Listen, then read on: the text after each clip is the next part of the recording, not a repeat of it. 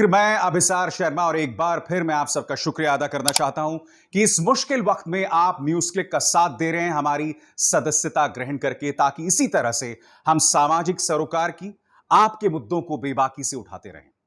और आज दो मुद्दे हैं आपके सामने। मुद्दा नंबर एक, वो शख्स जिस पर आरोप है कि वो देश के करोड़ों रुपए लेकर विदेश फरार हो गया, यह शख्स मेहुल चोकसी, वो एक बार फिर हाथ से बच निकला है।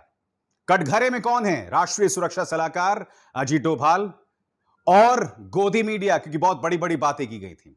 मुद्दा नंबर दो आपके सामने होगा। कोरोना की तीसरी लहर आ रही है और यह चेतावनी कोई और नहीं बल्कि इंडियन मेडिकल एसोसिएशन दे रहा है। मगर देश में क्या हो रहा है? देश के अंदर एक सरकार कांवड़ यात्रा की अनुमति दे रही है। इसके अलावा हजारों और लाखों की तादाद में लोग पहुंच रहे हैं हिल स्टेशंस, और यही लोग बाद में अस्पतालों के सामने लाइन लगाएंगे। मगर शुरुआत मैं मेहुल चोकसी के साथ करना चाहूंगा। दोस्तों, रिपब्लिक की एक खबर देखिए। अब से कुछ दिनों पहले उन्होंने एक खबर चलाई थी। इन्होंने कहा था कि देखो, यह विमान पहुंच चुका है और इसी विमान के अंदर मेहुल चोकसी को लाया जा रहा है। डोमिनिकन रिपब्लिक में मेहुल चोकसी फंस गया है। इस पूरे मुद्दे पर अजीत डोभाल की निगाह है, प्रधानमंत्री नरेंद्र मोदी की निगाह है। यही नहीं, एक और न्यूज चैनल आपके सामने, इंडिया टुडे, वो क्या कह रहा था? India's donation of covid jabs to Dominica may help bring back Mehul Choksi. क्या कहा जा रहा था? कि चूंकि डोमिनिका को भारत ने कोरोना वैक्सीन्स दी, इसलिए डोमिनिका हमारी बात मान लेगा और वो मेहुल चोकसी को भेज देगा। तमाम न्यूज चैनल्स में बल्ले बल्ले चल रही थी अजीत डोभाल की। अजीत डोभाल की तुलना की जा रही थी टॉम क्रूज से, मानो वो मिशन इंपॉसिबल में एक्ट कर रहे हो। उनकी तुलना की जा रही थी जेम्स बॉन्ड से। और अब क्या खबर आई मैं आपको बताता हूं। आपके स्क्रीन पर दोस्तों मिंट की खबर है। Dominica courts grant bail to Mehul Choksi on medical grounds. क्या आप जानते हैं कि अब डोमिनिका की अदालतों ने उन्हें बेल दे दी है 2.75 लाख रुपए के बदले में। अब वो एंटीगा जा सकते हैं, एंटीगा में अपना इलाज करा सकते हैं और इलाज के बाद फिर उन्हें वापस डोमिनिका आना पड़ेगा। मैं आपसे क्या कह रहा हूं दोस्तों, देखिए, अदालत के अंदर, अदालती कार्रवाई के अंदर किसी को भी शिकस्त मिल सकती है। उसके लिए हम सबको तैयार होना चाहिए। मुझे आपत्ति इस बात पर है कि ये जो न्यूज चैनल्स किस तरह से सरकार के सामने नतमस्तक हो जाते हैं। मुझे आपत्ति इस सरकार पर है जिसके लिए हर घटनाक्रम इवेंट मैनेजमेंट है। यानी कि कोई भी घटनाक्रम हुआ, कोरोना के टीके दिए जाएं तो वो कोरोना दिवस या टीका दिवस हो जाता है। मेहुल चोकसी पर एक सामान्य अदालती कार्रवाई चल रही है तो उसे लेकर भी अजीत डोभाल को टॉम क्रूज और जेम्स बॉन्ड के तौर पर पेश किया जाने लगता है। दिक्कत मुझे इस बात पर है दोस्तों। अब मैं जानना चाहता हूं न्यूज चैनल से, कुछ दिनों पहले जब तुम लगातार इस विमान को बता रहे थे कि इसी विमान में बैठकर जो है या बिठाकर मेहुल चोकसी को भारत लाया जा रहा था, उसका क्या हुआ बताओ? जब मेहुल चोकसी को लाया जाना होगा उसे लाया जाएगा, कभी ना कभी वो वापस आ जाएगा। मगर हर घटनाक्रम को एक इवेंट ड्रामा बनाकर पेश करने की कतई जरूरत नहीं है। आज की तारीख में कोई न्यूज चैनल इस बात की बात नहीं कर रहा है कि मेहुल चोकसी को मेडिकल ग्राउंड्स पर बेल मिल गया है। इस वक्त, उस वक्त जब यह मामला सामने उभर कर आया था, जब मेहुल चोकसी जो है वो गिरफ्त में था, तब यह लगातार बताया जा रहा था कि भारत को जबरदस्त जीत मिली है, भारत को आज नहीं तो कल जीत मिलेगी। मगर दिक्कत यह है दोस्तों, यहां पर ना मीडिया ना सरकार की यह प्राथमिकता है कि मेहुल चोकसी, जिस पर यह आरोप है कि वो देश की जनता का करोड़ों रुपए लेकर फरार हो गया, उस पर कार्रवाई हो। इस पर फोकस होने के बजाय इस बात पर फोकस है कि प्रधानमंत्री नरेंद्र मोदी और अजीत डोभाल के कद को और कैसे बढ़ाया जाए। दिक्कत इस बात पर है मुझे।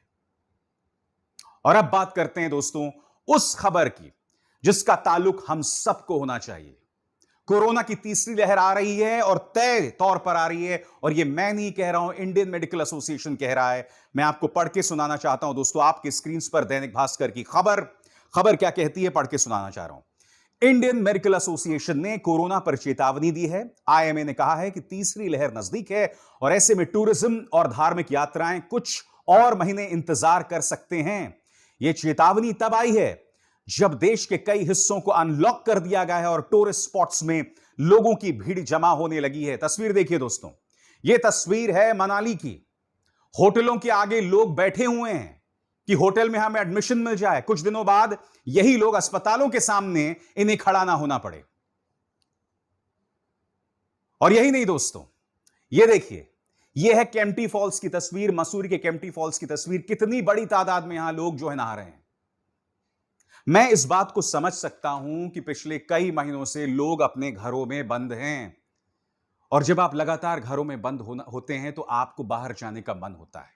मैं लोगों की इस भावना के साथ पूरी तरह से हूं, मैं आपकी दिल की भावना को समझता हूं, मगर हमें थोड़ा सा और संयम बरतना पड़ेगा, क्योंकि आप ये ना भूलें कि जब हमें ऑक्सीजन की जरूरत थी, जब हमें दवाओं की जरूरत थी, जब हमें अस्पतालों की जरूरत थी, तो हमारी सरकारें पूरी तरह से नाकाम साबित हुई थी।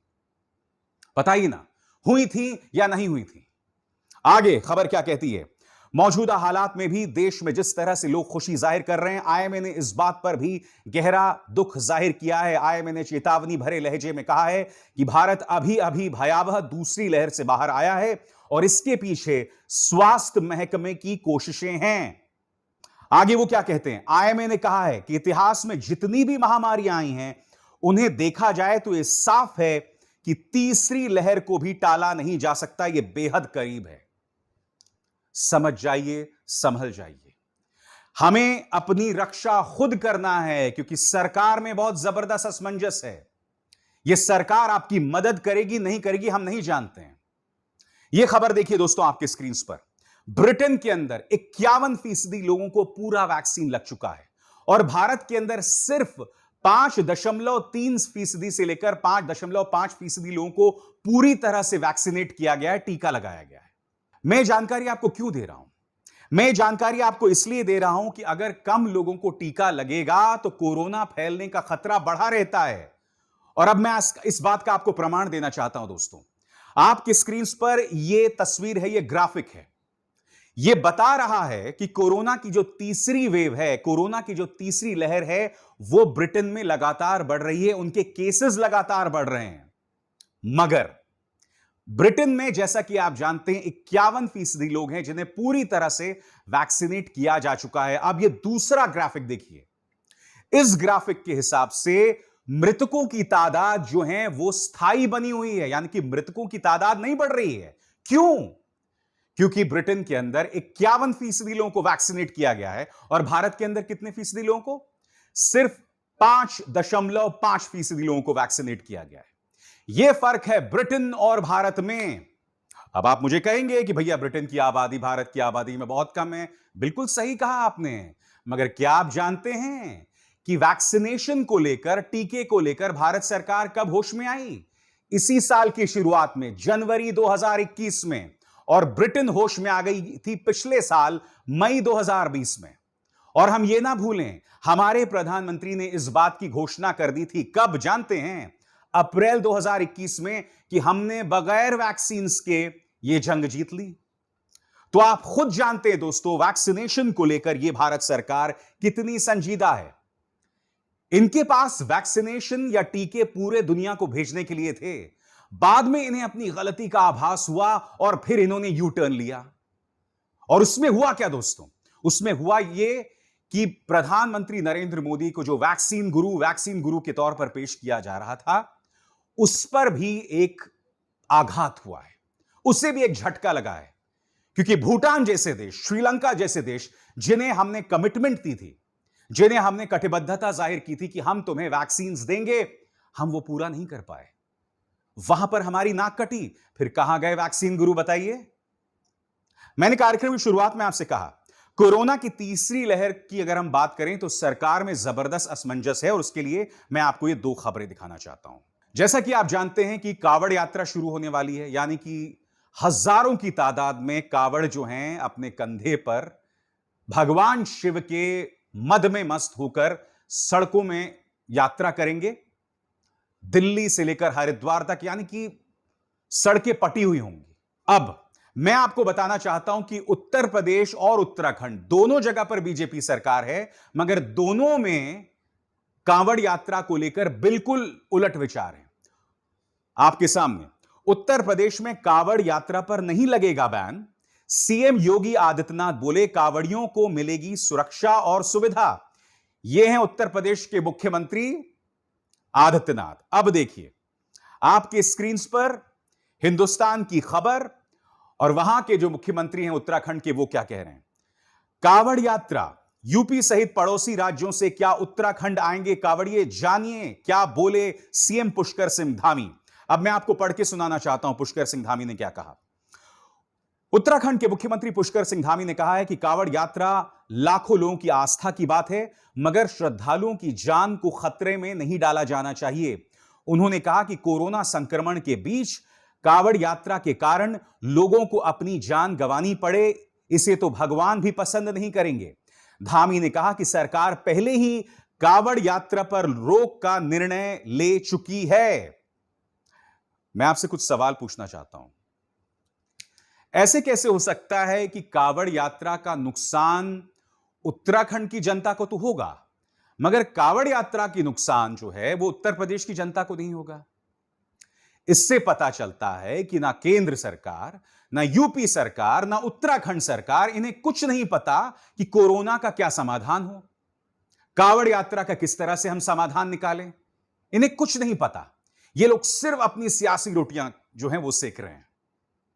और इसलिए आज मैं कुछ सवाल पूछना चाहता हूं जो एक एक करके आपकी स्क्रीन पर आएंगे। सवाल नंबर 1, 2 राज्यों में कोरोना को लेकर अलग अलग नीति कैसे हो सकती है? जैसे कि मैंने आपको अभी भी बताया, योगी कुछ और कह रहे हैं और पुष्कर सिंह धामी कुछ और। सवाल नंबर 2, अगर कावड़ यात्रा को लेकर उत्तराखंड में लोगों की जान को लेकर खतरा है तो उत्तर प्रदेश में नहीं। ऐसे कैसे हो सकता है कि भैया उत्तराखंड में तो लोग कावड़ यात्रा से मुश्किल में आ सकते हैं मगर यूपी में नहीं? ऐसा कैसे? सवाल नंबर 3, क्या मुख्यमंत्री आदित्यनाथ को लोगों की जान की चिंता नहीं है? सवाल नंबर 4, अगर कावड़ यात्रा सुपर स्प्रेडर बनी तो जिम्मेदार कौन? मैं आपको बताना चाहूंगा दोस्तों कि उत्तराखंड के अंदर कुंभ मेला भी हुआ था और कुंभ मेला एक बहुत जबरदस्त सुपर स्प्रेडर बना था। और यह मेरे शब्द नहीं है, उत्तराखंड के पूर्व मुख्यमंत्री त्रिवेंद्र सिंह रावत ने कहा था कि कुंभ मेला एक सुपर स्प्रेडर बना था। और उनके बाद तीरथ सिंह रावत ने सही दिशा निर्देशों का पालन नहीं किया, जिसके चलते यह हुआ। देख रहे हैं आप, दोनों राज्यों में एक ही पार्टी की सरकार, मगर दोनों का रुख अलग। एक राज्य यानी कि उत्तराखंड, एक मुख्यमंत्री कुछ और कहता है, दूसरा मुख्यमंत्री कुछ और कहता है। हालांकि उत्तराखंड के अंदर तो 2 मुख्यमंत्री बदले जा चुके हैं। पहले त्रिवेंद्र सिंह रावत थे, फिर तीरथ सिंह रावत और अब पुष्कर सिंह धामी।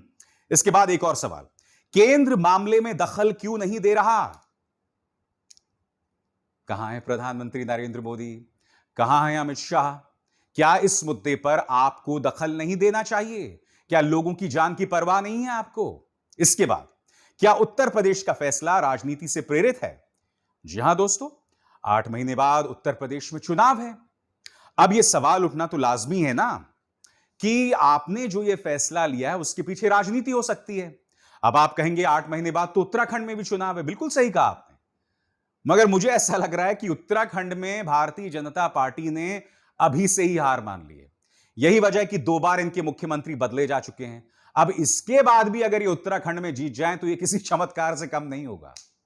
मैं आपको क्या बता रहा हूं दोस्तों, हमारे सामने तीसरी लहर है कोरोना की, मगर इस सरकार को कुछ नहीं समझ आ रहा कि इसका हम सामना कैसे करें। मैं आपको 2 और खबरें दिखाता हूं। एनडीटीवी की खबर देखिए, Delhi runs out of Covishield, many vaccine centres to be shut today. आज 13 जुलाई है, दिल्ली के अंदर कोविशील्ड खत्म हो गई है दोस्तों, और कई जगहों पर कई सेंटर्स बंद होंगे। हाल किसका है? दिल्ली का, देश की राजधानी का हाल है। मैं समझना चाहता हूं केंद्र सरकार से कि चूंकि आप दिल्ली विधानसभा चुनाव नहीं जीत पाए तो क्या आप इसी तरह से खुंदक निकालेंगे?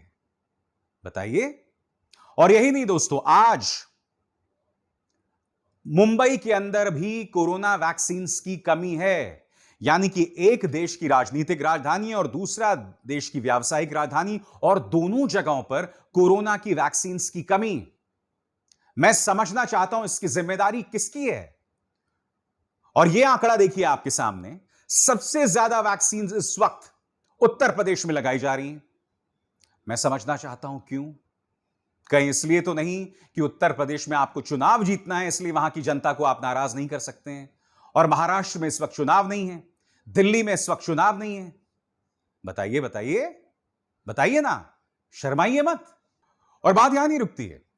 इस सरकार का सिर्फ एक मकसद है कि हम किसी तरह से अपना डंका पीटें। कल ऑस्ट्रेलिया के एक सांसद ने एक ट्वीट किया, उस पर देखिए आज तक ने बाकायदा खबर चला दी। खबर क्या है? ऑस्ट्रेलिया में बजा सीएम योगी का डंका। क्रेग केली नाम के ऑस्ट्रेलिया के सांसद हैं और उन्होंने कहा कि भाई हमारे यहां आइवरमैक्टिन की कमी है, क्या भारत हमें लोन पर मुख्यमंत्री आदित्यनाथ को दे सकता है ताकि हमें आइवरमैक्टिन मिल सके। और जैसे ही क्रेग केली ने यह ट्वीट किया, पूरा गोदी मीडिया लग गया आदित्यनाथ की बढ़ाई करने में, उनके गुणगान गाने में। मगर वो एक बुनियादी चीज को भूल गए दोस्तों। क्रेग केली permanently booted from Facebook for covid miss information. यह सिडनी मॉर्निंग हेरल्ड की खबर है। क्रेग केली को हमेशा के लिए फेसबुक से हटा दिया गया क्योंकि कोरोना को लेकर यह लगातार भ्रामक जानकारी फैला रहे थे। और फिर ये किसकी तारीफ कर रहे थे? उत्तर प्रदेश मॉडल की। हालांकि वो उत्तर प्रदेश मॉडल की तारीफ नहीं कर रहे थे, वो कह रहे थे कि भैया हमें आइवरमैक्टिन चाहिए जिसके जरिए ऑस्ट्रेलियाई जनता की जान बचाई जा सके। और भारतीय जनता पार्टी और उनका प्रचार तंत्र किस सांसद की बड़ाई कर रहा था या किस सांसद का सहारा ले रहा था मुख्यमंत्री आदित्यनाथ की तारीफ करने के लिए? वो सांसद जिसे फेसबुक से निकाल दिया गया था भ्रामक और झूठी जानकारी फैलाने के लिए। आप जनता को कब तक इस तरह से भ्रमित करते रहेंगे? बताइए ना, कब तक भ्रमित करते रहेंगे? और जनता को किस तरह से भ्रमित कर रहे हैं, इसकी एक और मिसाल मैं आपको देना चाहता हूं। आपकी स्क्रीन पर दोस्तों यह है 4 जून की खबर, जिसमें अमित शाह क्या कह रहे हैं, पढ़ के सुनाना चाहता हूं। दरअसल यह ट्वीट किया असदुद्दीन ओवैसी ने, और 4 जून का अमित शाह का यह बयान है, पढ़ के सुनाना चाह रहा हूं।